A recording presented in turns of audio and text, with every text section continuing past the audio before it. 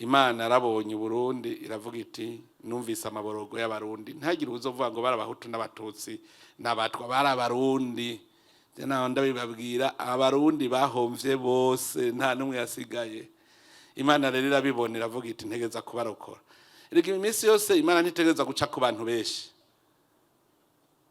Bene Israeli Imana yaciye kuri Musa ati we niwe uzobakurayo.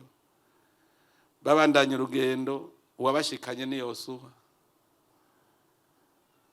Imana rero ikindi kintu maze kubona nuko mu gukiza iminsi yose kugira uzubona iciza uzobanza kubona amagume. Imana yabanje kuducisha mu rusyo. Je nabandabiraba ndiko ndarabo ngene ubumwe bumeze no munsi. Ndibuka ndadaye ariko aravuga ati twe bumwe dushaka si bwa bumwe bw'ururirimbo bw'umuhayo no bumwe bwitwa ubumwe. Hanyuma je naravye neza ingene uravye ingene abarundi ingene twari twarabaye agatima k'ubukoko kare karatwinjiyemwo.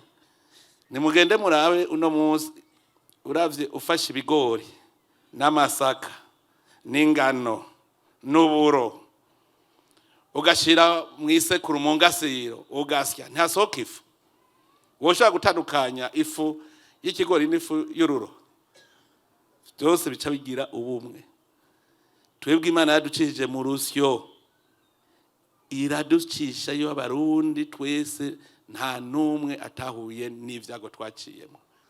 Turaduze gato gato Imana iri kwiriyoborera ibintu byayo. Bukeye kabiri murazi uruharira rwabaye kuri rirya jambo rirya rivuga ngo yuko Imana ariyo twashize imbere mwibwirizwa shingiro harabaye uruharira. Rero kwanka Imana ukabona neza ko hari abantu batumva yuko woshira mu ijambo ry'Imana mwibwirizwa shingiro. Imana ikiramenya ingene bipanga. Ahubwo ikibartikire ikomeye cyane ngo twihweje uruhara rwacu imbere y'Imana mushobora vyose. Twebwe abarundi hari hangaje minuti yo gantutse. Abarundi haje twedeze kwiyemeza bace bahera uwo munsi. Nta ndongozi basubiye kwemera ishobora kubarongora atari mboneza umwe w'umukozi kuko ntituzotera imbere tugifisa abigibi biturire tugifisa abasuma ntibikunda.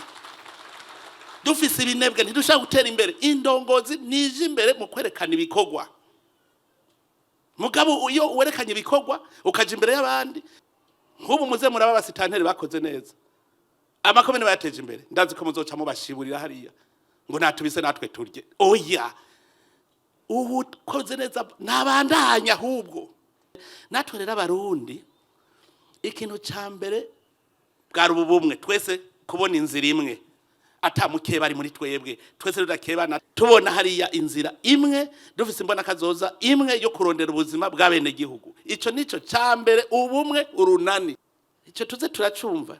Twebwe rero Imana araduhaye umutima mushasha wo kugira ubumwe dukira twereka ko kugira mubone hamwe ntihagire uzobesha. So mukuru w'igihugu bawakurikiye Imana yonyene irazi katumurikira ego kuko haraba indongozi jimbere abandi. Twebwe rero tumaze kubona iyo nzira tukaba turi kumwe n'Imana ntuzeho twari hagushika gute turabakoze. Bavuze ngo igihugu iyo kiba cyari cy'abahanuzi nuko twese tuba dufise umutima wa mutima umwe. Rero ndabwira conscience imwe ni yuko zikibi uca wibwira. Rero ikintu no bahanura ntagira umuntu azosubira kwihebura Imana turi kumwe.